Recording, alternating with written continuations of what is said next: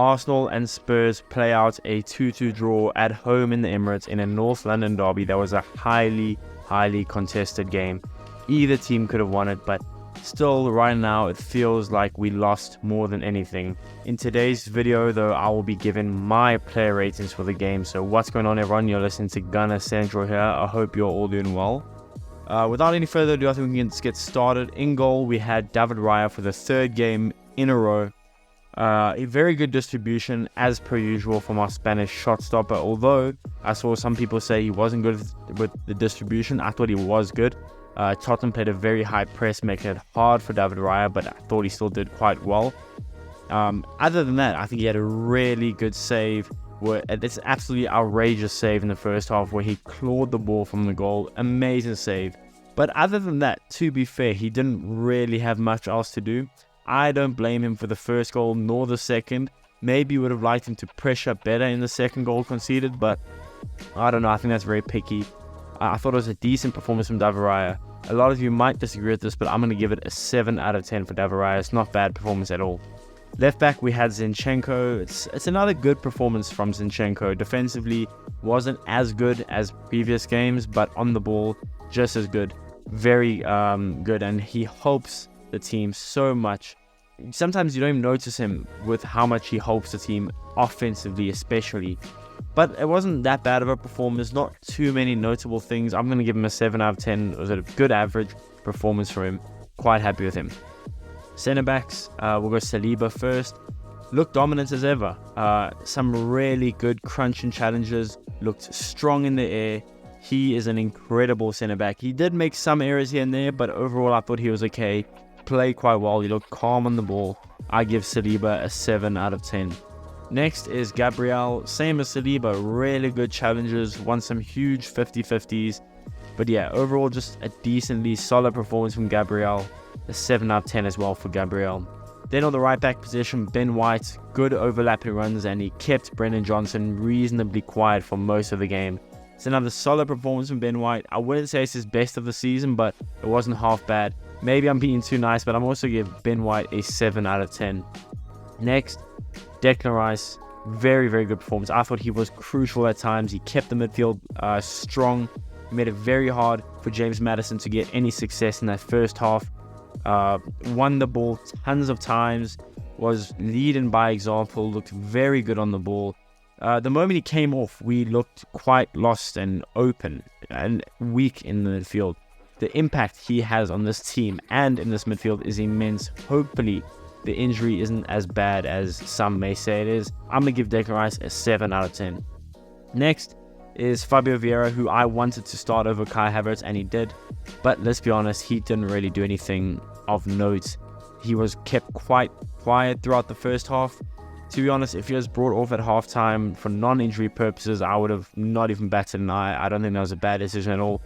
I wouldn't have been too upset. I'm going to give Fabio Vieira a 6 out of 10. Next, Odegaard.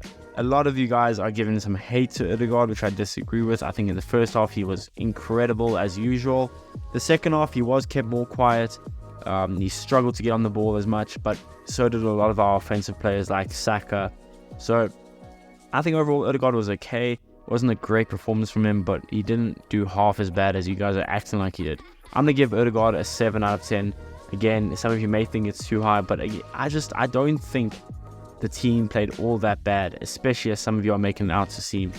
A lot of us had an average to solid game. No one was great, let's be honest. No one was great, but no one was really that dreadful. Well, no one in the starting 11 anyway. Jesus looked very good when he had the ball. Caused a lot of trouble, both centrally and on the left wing. Pressed very well, as he always tends to do. Not very happy with him coming off with the last 10 minutes to go, but oh well. Overall, it was a solid performance from Gabby Jesus. He should have been kept on to finish the game because he was a spark. I mean, you heard the crowd kind of decide what's happening? Why are we taking off Jesus, keeping Nketiah on? I don't understand that move. I've given Gabby Jesus a 7 out of 10. Nketiah, this may be a harsh rating. Some of you guys are saying he had a disaster class. Some of you are saying he was okay. I'm going to give Nketiah a 5 out of 10. Now listen, he pressed so well and chased after every ball. He worked his socks off, but outside of that, he didn't really do anything, if anything at all. I don't remember him having any good chances or causing any trouble to Spurs.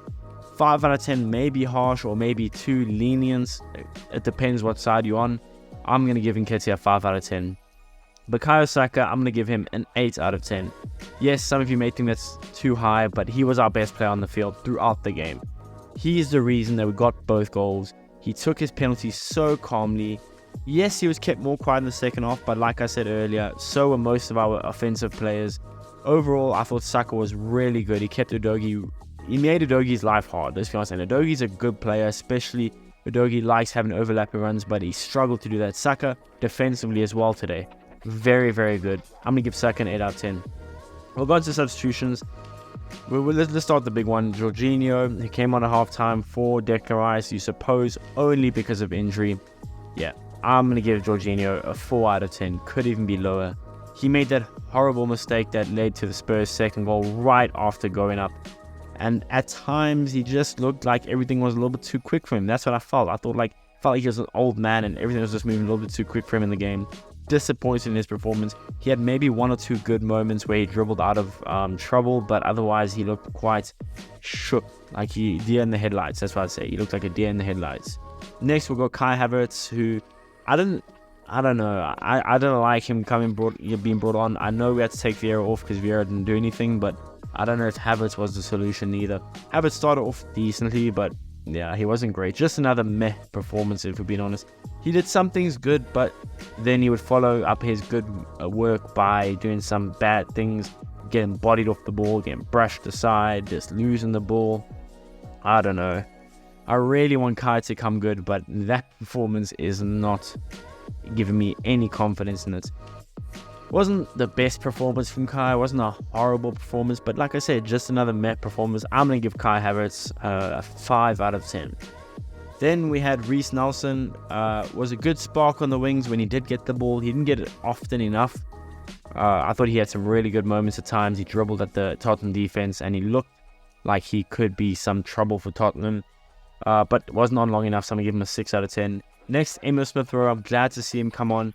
He looked good for the 3 minutes that he was on. You know, he was alright. I thought if we had brought him on earlier, maybe you brought him on for Vieira instead of Havertz, the game could have been much different. I really think Smith-Rowe is a player that needs to be utilized more, and it could have caused Tottenham a lot more trouble.